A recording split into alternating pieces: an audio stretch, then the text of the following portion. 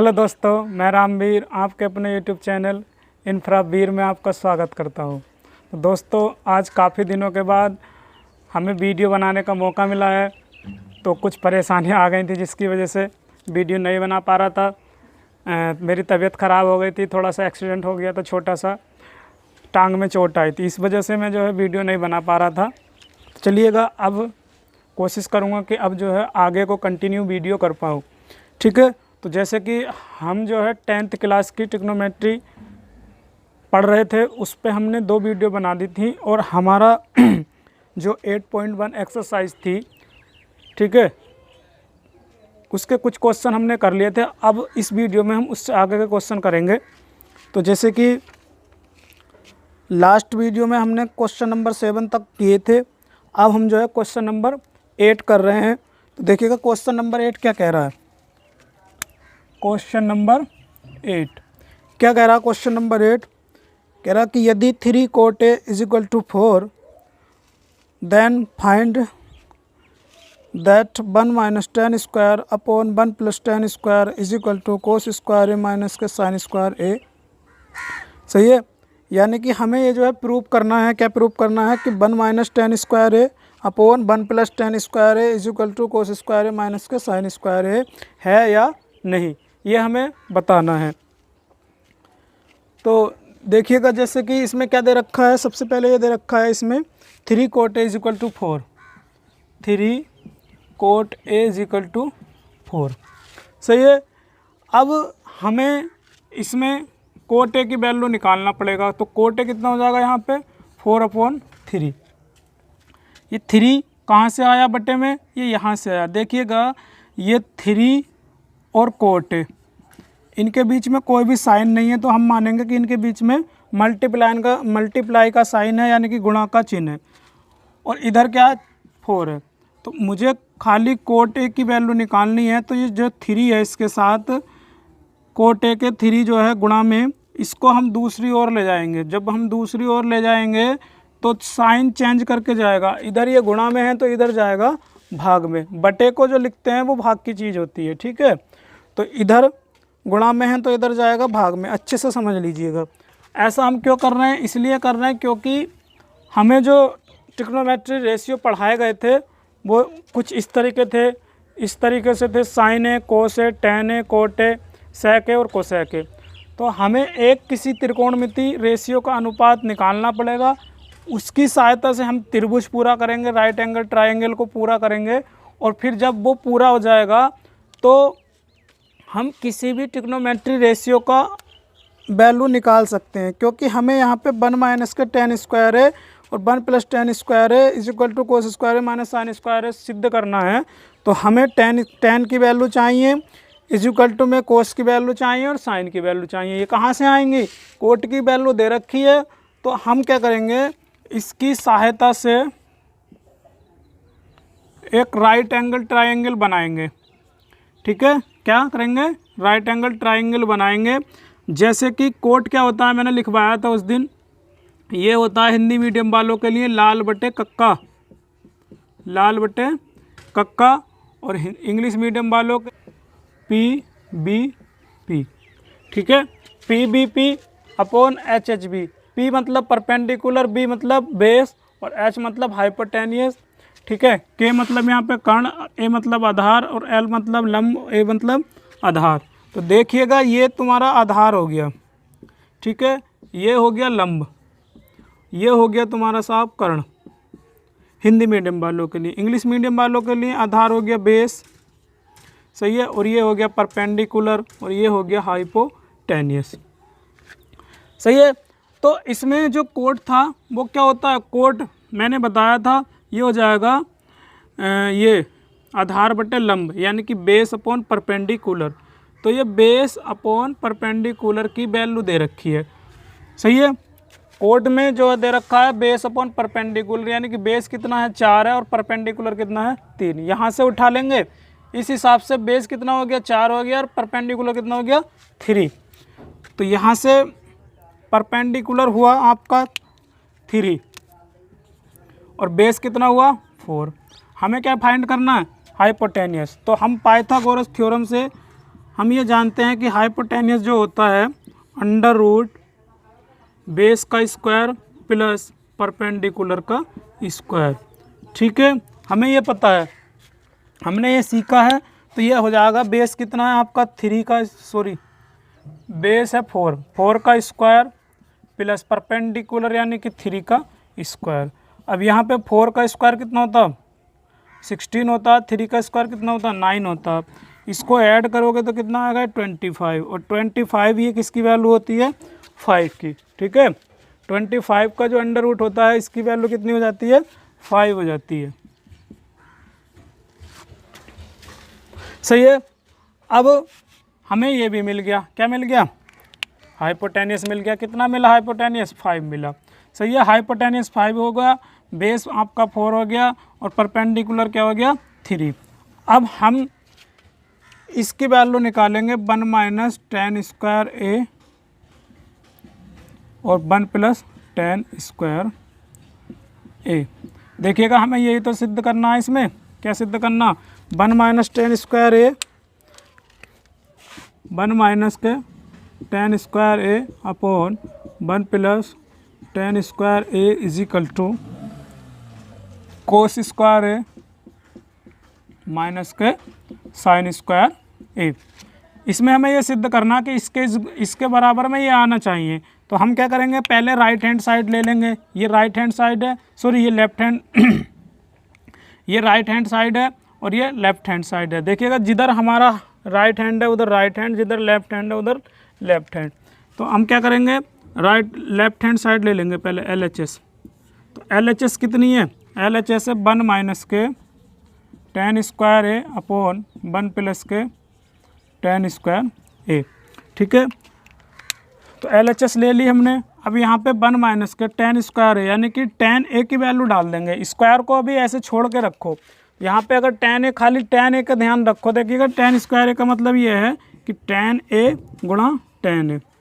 ठीक है, स्क्वायर का मतलब ये होता है कि जितना, मान लो अगर 2 घात है तो 2 बार गुणा हो रही है, 3 घात है तो 3 बार गुणा हो रही है। ठीक है, तो इसका tan ए की वैल्यू चाहिए हमें। tan ए क्या होता है, ये होता है लंब बटे आधार यानी कि परपेंडिकुलर अपॉन बेस। तो परपेंडिकुलर कितना 3, बेस कितना 4। सही है, स्क्वायर है इसका तो स्क्वायर लगा देंगे। इसी तरीके से नीचे भी tan ए की वैल्यू 3/4, स्क्वायर है तो स्क्वायर लगा देंगे। सही है, 1 माइनस के, अब इसका होल स्क्वायर खोलोगे, जैसे 3/4 का भी मैंने बताया, होल स्क्वायर का मतलब है कि 2 बार गुणा हो रही है। तो गुणा हो रही है तो देखिएगा ऊपर के ऊपर होगी मल्टीप्लाई, नीचे के नीचे। तो 3 तिया 9 और 4 चौक 16। इसी तरीके से नीचे 1 प्लस 9 अपॉन 16। ठीक है, 9/16। अब क्या करेंगे, ये देखिएगा ये 1 माइनस 9/16 है, ये 1 प्लस 9/16 है। इसको सोल्व करने के लिए हमें इसका भी अपॉन 1 करना पड़ेगा और अब ये दोनों हो जाएंगे फ्रैक्शन में। अब इसका जो तुम्हारा हर है वो 1 है और इसका हर है 16। अगर इसका हर 16 होता, ठीक है, तो ये सीधे ऊपर के ऊपर माइनस हो जाते। इसी तरीके से नीचे भी, लेकिन यहाँ पे नहीं है, यहाँ पे हर समान नहीं है। तो हम क्या करेंगे, हर समान कर लेंगे। ठीक है, तो हर समान करेंगे तो 16 और 1 का एलसीएम कितना हो जाएगा 16। ठीक है, ये तरीका मैंने बताया कई बार। अब हम क्या करेंगे, इससे इसको भाग देंगे, 16 को 1 से 16 को भाग दो, क्या बार जाएगी, ये जाएगी 16 बार, और जितनी बार जाएगी उसके ऊपर जस्ट गुणा करेंगे। तो 1 × 16। सही है, फिर ये माइनस चिन्ह है तो माइनस लगा देंगे, फिर 16 यहाँ है 16 यहाँ है तो ऊपर का ऐसे ही आ जाएगा। ठीक है, अब इसी तरीके से हम क्या करेंगे, नीचे करेंगे। नीचे भी 16 एलसीएम ले लेंगे इसका। ठीक है, 1 से इसे भाग देंगे, क्या बार जाएगी 16 बार जाएगी, और जितनी बार जाएगी उसके जस्ट ऊपर गुणा कर देंगे। तो 1 × 16 प्लस ये 16 है, ये भी 16 है तो 9 ऐसे ही आ जाएगा ऊपर का। ठीक है, तो ये आया आपका। सोल्व होने के बाद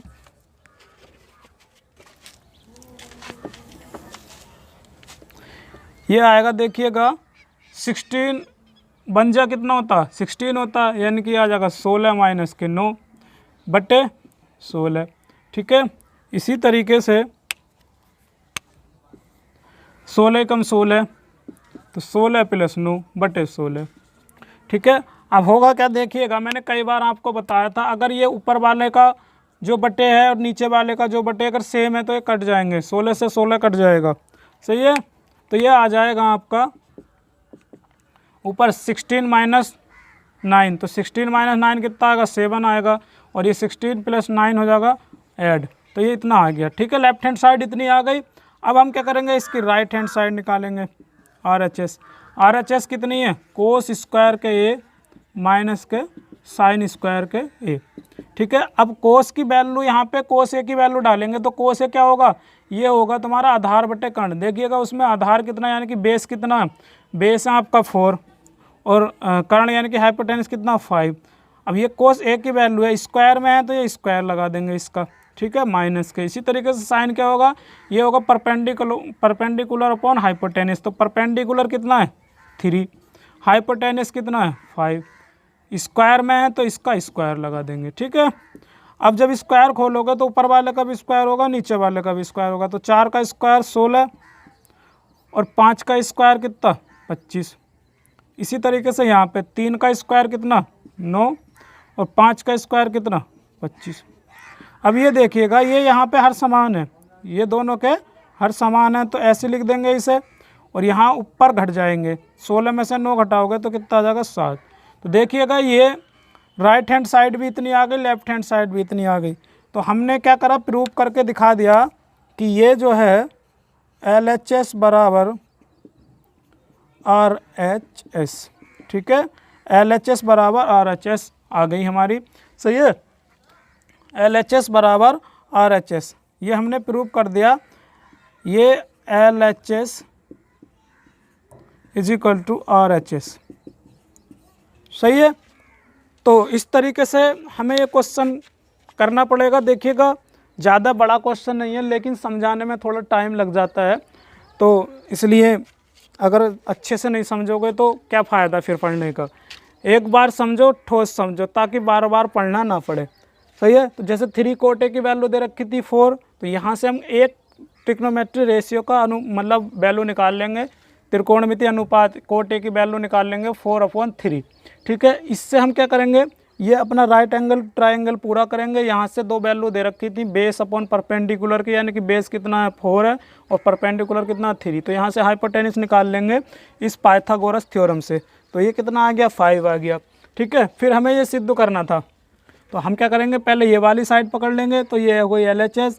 इसमें हमें tan a की वैल्यू पुट करनी पड़ेगी, तो tan a हम यहाँ से निकाल लेंगे, ये होता है लंब बटे आधार। तो लंब कितना 3 और आधार कितना है 4, तो इसका स्क्वायर है तो स्क्वायर कर देंगे। वही काम नीचे करा, फिर स्क्वायर खोला और फिर जो है बाकी का सोल्व भी किया है। ठीक है, अगर किसी को कैलकुलेशन नहीं आती तो वो जैसे जैसे मैं बताता हूँ उन बातों को नोट डाउन करता रहे, एक समय आगा कि वो जो है सारी कैलकुलेशन सीख जाएगा। ठीक है, तो चलिएगा अगले क्वेश्चन की तरफ बढ़ते हैं। क्वेश्चन नंबर 9 पढ़ो, क्या कह रहा क्वेश्चन।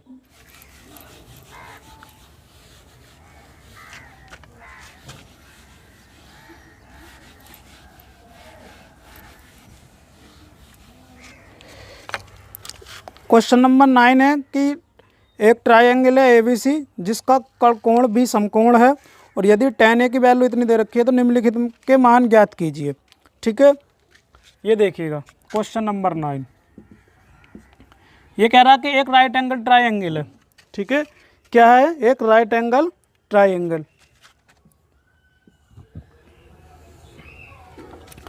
और वो उसका नाम दिया है इसने ABC नाम दिया है ABC। देखिएगा ये ऐसे नाम देना कि B जो है समकोण पे आए, क्योंकि B जो है कह रहा है कि 90 डिग्री का है कोण। ठीक है, कि एक क्वेश्चन में बोला कि B जो है समकोण है, समकोण का मतलब है कि 90 डिग्री है। ठीक है, राइट एंगल ट्राइंगल है, तो ABC या ऐसे दे दो इसको नाम ABC। ठीक है, मर्जी है तुम्हारी, जैसे भी आप देना चाहो। सही है, तो मेरा मन कर रहा है कि मैं इसको ऐसे नेमिंग करूँगा ABC, मतलब कैसे भी नेमिंग करो, लेकिन B जो है यहाँ पे आना चाहिए। अब इसमें क्या दे रखा है, tan a दे रखा है। tan a कितना है, tan a दे रखा है। tan a कितना है, tan a है तुम्हारा 1/√3, 1/√3। तो 1/√3 tan होता क्या, tan होता है परपेंडिकुलर अपॉन बेस। तो ये परपेंडिकुलर है और ये क्या है, बेस है, यानी कि ये लंब है और ये क्या, आधार है। तो लंब कितना, 1 और आधार कितना, √3। सही है। अब इसमें हमें ये और निकालना हाइपोटेनियस। तो हाइपोटेनियस निकालने के लिए पाइथागोरस थ्योरम से हम क्या करेंगे, ये हो जाएगा हमारा बेस का स्क्वायर प्लस परपेंडिकुलर का स्क्वायर। सही है। तो बेस कितना है आपका, बेस है साहब √3, इसका स्क्वायर लगा देंगे, प्लस परपेंडिकुलर कितना साहब 1 है, तो 1 का स्क्वायर। तो √3 कितना हो गया, √3 का स्क्वायर होता है 3। देखिएगा जब भी सेम √ वाले की मल्टीप्लाई सेम से होगी, यानी कि ये भी √3 है, ये भी √3 है, तो यहाँ का √ हट जाएगा और क्या आ जाएगा 3 + 1, तो ये कितना आ गया 4। तो 4 की वैल्यू क्या होती है 2, √4 की वैल्यू कितनी होती है 2 होती है। सही है। तो ये आपका हाइपोटेनियस भी मिल गया। तो हाइपोटेनियस मिल गया कितना 2। सही है। अब हमें जैसे क्या निकालना है, सबसे पहले क्वेश्चन में हमें निकालना है ये फर्स्ट नंबर पे sin A cos C plus cos A sin C, cos A sin C, ये हमें निकालना। तो देखिएगा हमें sin A की ज़रूरत पड़ेगी, तो sin A की ज़रूरत पड़ेगी, cos C की ज़रूरत पड़ेगी, cos A की ज़रूरत पड़ेगी और sin C की ज़रूरत पड़ेगी। तो मैं क्या करूँगा, यहाँ पे पहले वैल्यू निकाल कर रख लूँगा। ठीक है, मैं यहाँ पे वैल्यू निकाल कर रख लूँगा sin A की। जैसे मुझे sin A की वैल्यू यहाँ पे डालनी पड़ेगी, तो sin A की वैल्यू मैं यहाँ निकाल लेता हूँ। तो देखिएगा sin A यानी कि A है आपका, ठीक है, तो A ये है, तो sin थीटा क्या हो जाएगा, sin थीटा होता है लंब बटे कर्ण, यानी कि परपेंडिकुलर अपॉन हाइपोटेन्यूस। अब थीटा के जहाँ यहाँ A है तो ये A कोण हो जाएगा, और ये अगर C है तो ये C कोण हो जाएगा। समझ के रखना, ये A है तो ये A कोण, ये B है तो ये B कोण, ये C है तो ये C कोण। साइन A यानी कि परपेंडिकुलर अपॉन हाइपोटेनियस। तो परपेंडिकुलर क्या है 1 और हाइपोटेनियस कितना 2। मुझे यहाँ पे कोस C भी चाहिए, तो कोस C की वैल्यू निकाल लूँगा मैं। कोस C देखिएगा C यहाँ पे है, C यहाँ पे है, तो C यहाँ पे है, तो अब हम इसको मान के चलेंगे थीटा। तो जब इसको थीटा मानोगे, देखिएगा ये समझ के चलिएगा, अगर इसे थीटा मानने हो तो ये आपका इस थीटा से जो लगा हुआ है लाइन, ठीक है, ये बेस कहलाएगा। और अगर इसे थीटा मानने हो तो ये वाली जो थीटा से लगी हुई लाइन है ये बेस कहलाएगी। सही है।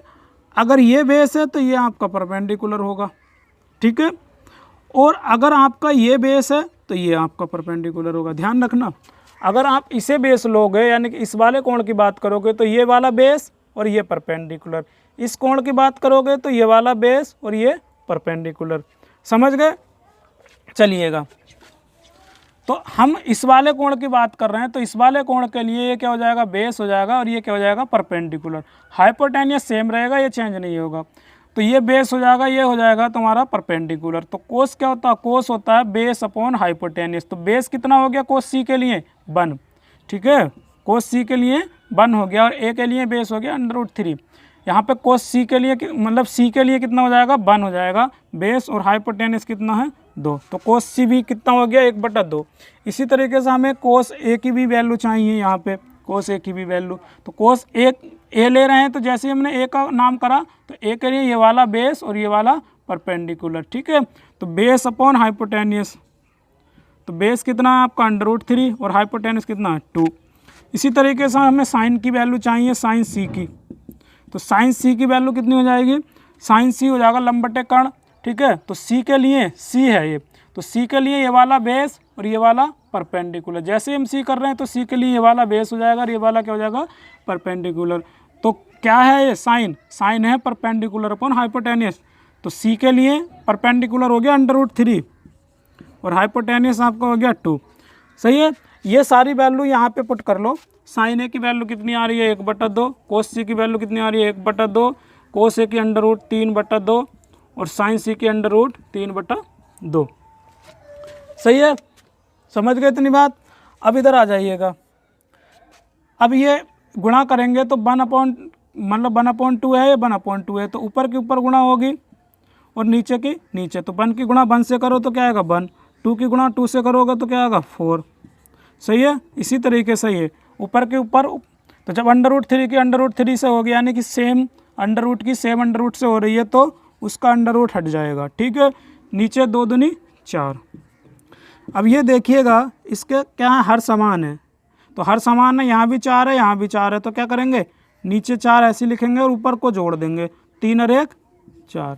ठीक है, 4/4। अब 4 एकम 4 और 4 एकम 4, 4 से एक बार कट गया है, तो क्या है, 1/1। अब बटे में 1 होता है तो उसको हम छोड़ सकते हैं, तो इसको खाली लिखेंगे 1। तो इसका आंसर कितना आया, 1 आ गया। सही है, चलिएगा आगे चलते हैं।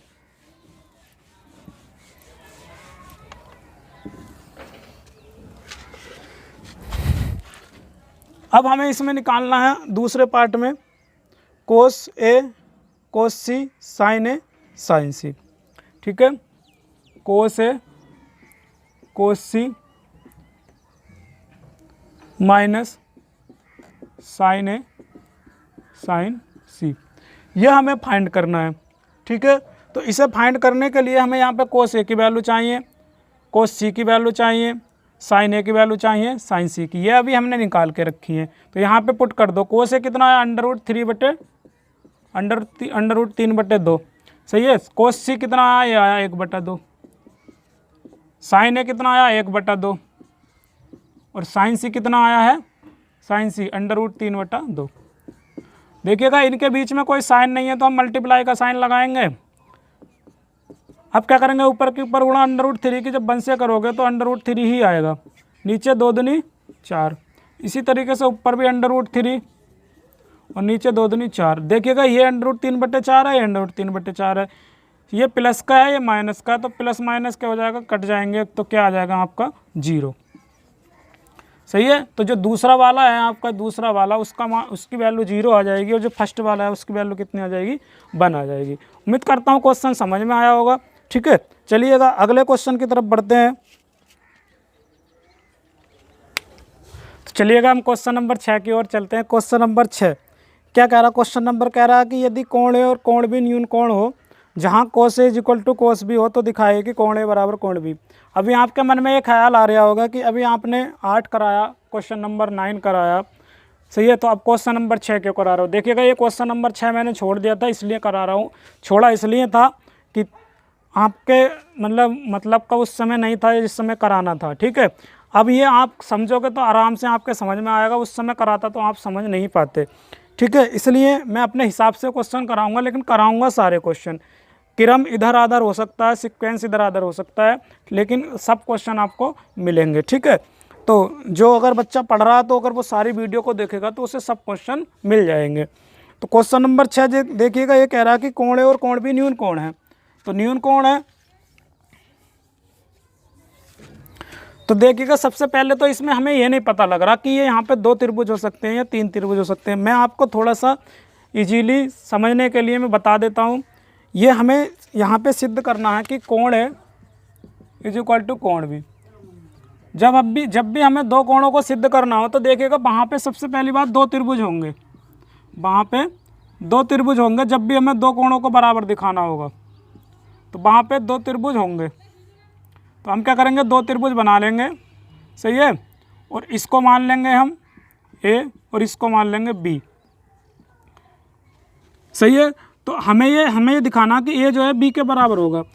जब भी ये 2 त्रिभुज होंगे तो इसमें हमें समरूप त्रिभुज सिद्ध करना पड़ेगा। अगर समरूप त्रिभुज सिद्ध करना पड़ेगा तो हमें ये दिखाना पड़ेगा कि ये जो इनकी भुजाओं का जो रेशियो है, यानी कि समान भुजाएं, ये और ये, ठीक है, ये और ये और ये। जैसे कि इसको नेमिंग दे देता हूँ मैं, ए, बी तो नहीं दे सकता, कुछ और दे देता हूँ, बी सी डी, इसको बी नाम देता हूँ यहाँ पे, तो यहाँ पे आर टी, इस तरीके से कोई नाम दे लो। सही है, अब हमें यहाँ पे हमें क्या सिद्ध करना है, मान लो कोई भी त्रिभुज समरूप होगा तो हमें सिद्ध करना पड़ेगा कि ए सी बटे बी आर, सही है, सी डी बटे आर टी और डी ए यानी कि ए डी बटे वी टी। ये हमें सिद्ध करके दिखाना पड़ेगा। तब जब हम ये बोल देंगे कि इनकी जो भुजाओं का जो संगत भुजाओं का जो अनुपात है बराबर है, तो हम ये बोल देंगे कि ये जो है त्रिभुज ए बी सी और त्रिभुज बी आर टी क्या होगा, समरूप होगा। और जब समरूप होगा तो हम बोल देंगे कि कोण ए कोण बी के बराबर होगा, कोण सी कोण आर के बराबर होगा, कोण डी कोण टी के बराबर होगा। ये हम बोल सकते हैं, ठीक है। लेकिन ये तब तक नहीं बोल सकते जब तक हमें संगत भुजाओं का अनुपात सिद्ध करके ना दिखा दे, ठीक है। तो हमें ये सिद्ध करना है, कुल मिला के हमें ये सिद्ध करना है। तो आपको इस बात पे फोकस करके चलना है। तो हमें ए सी बटे बी आर, सी डी बटे आर टी और ए डी बटे बी टी आपस में हमें बराबर दिखाने हैं। तो देखिएगा हम इसको सोल्व करने की कोशिश करते हैं। क्या दिया हमें ये दिया है कि कोस ए बराबर कोस बी, यही तो दे रखा है। कोस ए बराबर कोस बी दे रखा है। तो यहाँ पे कोस ए देखिएगा, कोस ए दे रखा है तो कोस ए की वैल्यू क्या हो जाएगी, ए है तो ये हो गया आधार और ये हो गया लंब और ये हो गया कर्ण। तो कोस क्या होता है, आधार बटे कर्ण। तो आधार कितना है आपका ए सी, ठीक है। आधार क्या है, ए सी, सही है। और कर्ण कितना है, कर्ण है ए डी। इसी तरीके से कोस बी कितना है, बी ए है तो इसके लिए ये आधार हो जाएगा बी आर और ये क्या हो जाएगा, कर्ण बी टी, सही है। अब आपको ए सी बटे बी आर सिद्ध करना था, यानी कि बी आर यहाँ पर लाना। तो एक काम करेंगे, बी आर को यहाँ ले जाएंगे और ए डी को यहाँ ले जाएंगे। तो ए सी बटे बी आर, सही है। ये हो गया ए डी बटे बी टी। ए डी इधर चला गया और बी आर इधर आ गया, क्योंकि हमें ये ऐसे करके दिखाना है। तो यहाँ पे आपकी दो चीज़ें तो सिद्ध हो गई। कौन कौन सी, एक तो ये सिद्ध हो गया और ये सिद्ध हो गया, ये और सिद्ध करना बचा ये। तो हम क्या करेंगे, इसके इक्वल टू कुछ मान लेंगे। इसके इक्वल टू मैंने मान लिया क्या, कांस्टेंट। दिख नहीं रहा ना, तो दिख नहीं रहा तो इसको ऐसे देख लो, यहाँ पे ये हो जाएगा आपका ए सी बटे वी आर ए डी बटे बी टी, ठीक है। तो ये दो चीज़ें आ गई, एक ये और ये। इसके इक्वल टू हम मान लेंगे कि कांस्टेंट, यानी कि ये दोनों के इक्वल टू क्या, कांस्टेंट है, सही है। अब हमें निकालना है सी डी बटे आर टी। तो सी डी बटे आर टी निकालना है तो सी डी की वैल्यू निकाल लेंगे यहाँ से, पहले वाले त्रिभुज से। सी डी क्या है, सी डी है लंब। तो लंब क्या होगा, पाइथागोरस थ्योरम से लंब जो होगा हाइपोटेनियस का वर्ग हो जाएगा, यानी कि हाइपोटेनियस कितना है, ए डी का वर्ग, सही है, माइनस आधार का वर्ग यानी कि बेस का वर्ग, तो ए सी का वर्ग। इसी तरीके से आर टी निकाल लेंगे। आर टी यहाँ से निकल जाएगा। आर टी क्या है, परपेंडिकुलर है, ये भी हाइपोटेनियस का स्क्वायर यानी कि बी टी का स्क्वायर माइनस आधार का स्क्वायर यानी कि बी आर का स्क्वायर, ठीक है। ये क्यों निकाले हमें, क्योंकि हमें ये सी डी भी चाहिए और आर टी भी चाहिए। अब क्या करेंगे, हम इन दोनों को भाग कर देंगे। तो भाग कर देंगे तो ये हो जाएगा सी डी बटे आर टी। तो जब भाग करोगे तो ये हो जाएगा अंडर रूट ए डी का स्क्वायर माइनस के ए सी का स्क्वायर बटे अंडर रूट बी टी का स्क्वायर माइनस के बी आर का स्क्वायर। अब आप यहाँ पे देखोगे तो हम यहाँ से ए डी की वैल्यू पुट कर लेंगे। देखिएगा इसमें से किसी एक की वैल्यू पुट कर लो, ए डी की और ए सी की या बी टी की या बी आर की। क्यों इसलिए पुट कर रहे हैं, ताकि हम कुछ कर सकें। देखिएगा पता लग जाएगा अभी आपको। यहाँ से ए डी निकालो इस वाले उससे, तो जैसे ये दे रखा है ना, ए सी बटे बी आर बराबर के और ए डी बटे बी टी बराबर के। देखिएगा ये इसके बराबर है या इसके बराबर है, इसका मतलब ये है कि के जो है दोनों के बराबर है, इसके बराबर भी है और इसके बराबर भी है। तो ए सी बटे बी आर भी के है और ए डी बटे बी टी भी के है। तो जब यहाँ से ए डी की वैल्यू निकालोगे आप, तो ये देखिएगा जब आप ए डी की वैल्यू निकालोगे तो क्या करोगे, बी टी इधर बटे में, इसको इधर ले जाएंगे। तो इधर ले जाएंगे तो ये इसके काय में आएगा गुणा में, बटे की चीज़ उधर जाएगी तो गुणा में जाएगी और गुणा की चीज़ इधर आएगी तो बटे में जाएगी, यानी कि उल्टा चिन्ह को उल्टा करेंगे। तो यहाँ से ए डी की वैल्यू निकल जाएगी, यहाँ पे पुट कर देंगे। इसी तरीके से यहाँ से ए सी की वैल्यू निकाल लेंगे। तो ए सी की वैल्यू निकालेंगे तो बी आर जो है इधर इसके के गुणा में चला जाएगा, ठीक है। तो यहाँ से ए सी की वैल्यू निकल जाएगी। तो यहाँ से ए डी की वैल्यू डालेंगे, यहाँ पे क्या डालेंगे, ए डी हो जाएगा के बी टी। अब स्क्वायर है तो स्क्वायर हो जाएगा अलग अलग, इसका भी स्क्वायर इसका भी स्क्वायर, माइनस ए सी की वैल्यू के बी आर, स्क्वायर है तो स्क्वायर हो जाएगा के का भी स्क्वायर और बी आर का भी स्क्वायर। देखिएगा जब होल स्क्वायर होगा तो दोनों का होगा, ठीक है। अंडर रूट बी टी का स्क्वायर माइनस के बी आर का स्क्वायर। ये स्क्वायर से ध्यान रखना, ये जैसे ए डी की वैल्यू डाली आपने के बी टी, ए डी की वैल्यू कितनी डाली के बी टी। अब ए डी का स्क्वायर था तो स्क्वायर लगा दिया। जब मैं ये स्क्वायर हटाऊंगा तो यहाँ पे के का भी स्क्वायर आएगा और बी टी का भी स्क्वायर आएगा, यानी कि अंदर जितने भी पद होंगे सबका स्क्वायर आएगा। सही है। अब क्या करूँगा, इन दोनों में से के बाहर ले लूँगा, के स्क्वायर बाहर ले लूँगा तो के स्क्वायर यहाँ भी है और के स्क्वायर यहाँ भी है, तो क्या कर लूँगा, कॉमन कर लूँगा। इधर क्या बचा, इधर बचा बी टी का स्क्वायर, नहीं दिख रहा ना, आगे चलते हैं। ये यहाँ पे लिखता हूँ मैं,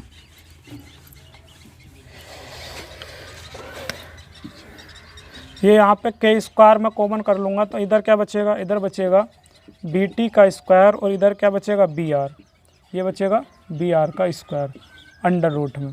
ठीक है, बटे नीचे का ये ऐसे ही रहेगा, बी टी का स्क्वायर माइनस के बी आर का स्क्वायर।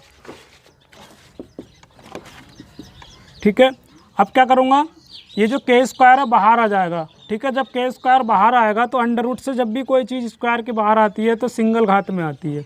सही है, तो ये आ जाएगा बी टी का स्क्वायर माइनस के बी आर का स्क्वायर, ये बचेगा अंदर, और नीचे ये बचेगा बी टी का स्क्वायर माइनस के बी आर का स्क्वायर। तो ये कट गया। ठीक है, ये इससे कट गया, क्या बचा, खाली के बचा, तो ये आ गया सी डी बटे आर टी। तो सी डी बटे आर टी हो गया के। सही है, तो के 3 मान हो गए, ये और ये। तो इसका मतलब के की वैल्यू तीनों के बराबर कर देंगे। ठीक है, तो ए सी बटे बी आर बराबर ए डी बटे वी टी, और के की वैल्यू कितनी आई है निकल के, ये आई है सी डी बटे आर टी। ये हमने सिद्ध कर दिया। देखिएगा, ये ए सी बटे बी आर और ए डी बटे बी टी तो था ही, के की वैल्यू कितनी आगे निकल के सी डी बटे आर टी। ठीक है, सी डी बटे आर टी, और यही हमें सिद्ध करके लाना था, ये लाना था ए सी बटे बी आर, सी डी बटे आर टी और ए डी बटे बी टी बराबर होंगे। तो ये मैंने जो है संगत भुजाओं को बराबर कर दिया। अब मैं यहाँ से बोल सकता हूँ कि ए बी सी, सही है, सॉरी ए बी सी नहीं, ए सी डी और बी आर टी क्या होंगे, समरूप होंगे, और जब समरूप होंगे तो हम ये बोलेंगे कि कोण ए कोण बी के बराबर हो जाएगा। ठीक है, ये हैंस प्रूव्ड, इसलिए यहाँ पे क्या हो जाएगा, हैंस प्रूव्ड। ठीक है, समझ गए ना इतनी बात। हमें सिर्फ और सिर्फ इस क्वेश्चन में इस चीज़ पे फोकस करना। सही है, किस चीज़ पे फोकस करना, इस चीज़ पे, यानी कि जब भी हमें देखिएगा, जब भी हमें कोण को सिद्ध करना होगा, यानी कि जब भी हमें दो कोणों को बराबर दिखाना होगा, तो उसमें ये समझ लीजिएगा कि दो त्रिभुज हैं, और जब दो त्रिभुज हैं तो वो अलग अलग कोण ही होंगे, सीधी सी बात है। एक त्रिभुज के सेम त्रिभुज, मतलब एक त्रिभुज के सेम कोणों को बराबर सिद्ध नहीं कराएगा कभी भी वो। ठीक है, वो अलग कंडीशन होगी, वो उसमें खुद पता लग जाएगा। सही है, तो इसमें जो है इस तरीके से हम दो त्रिभुज बना लेंगे, इसको ए नाम देंगे, इसको भी, बाकी के बचे हुए अपने हिसाब से नाम दे सकते हो।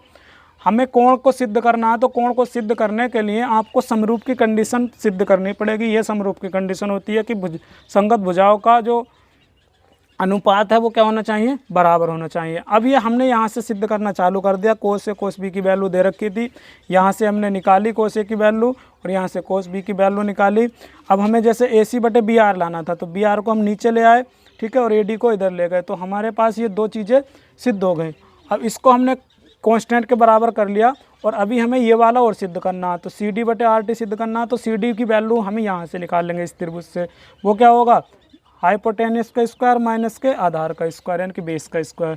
सही है, उसी तरीके से आर टी निकाल लेंगे उससे। ठीक है, अब हमें सी डी बटे आर टी लाना, तो सी डी बटे आर टी लिखा, तो ऊपर सी डी की वैल्यू रखी, नीचे आर टी की वैल्यू रखी।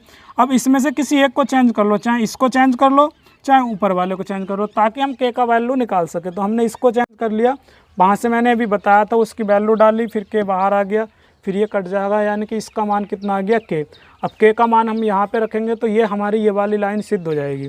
ठीक है, ये लाइन सिद्ध हो जाएगी, और जब ये लाइन सिद्ध हो जाएगी तो हम यहाँ पे बोल देंगे कि ये जो है समरूप त्रिभुज हैं, और जब समरूप त्रिभुज हैं तो हम बोल सकते हैं आराम से कि उसके एंगल भी क्या होंगे, बराबर होंगे। चलिएगा, आज के लिए इतने रखते हैं, बाकी मिलते हैं अपने नेक्स्ट वीडियो में अगले क्वेश्चनों के साथ। तो आज के लिए धन्यवाद दोस्तों। अगर वीडियो अच्छी लगी है तो लाइक करके सब्सक्राइब करके ज़रूर जाइएगा चैनल को, अगर हमारे चैनल पर नए आए हैं, और वीडियो को शेयर करना ना भूलें। धन्यवाद दोस्तों।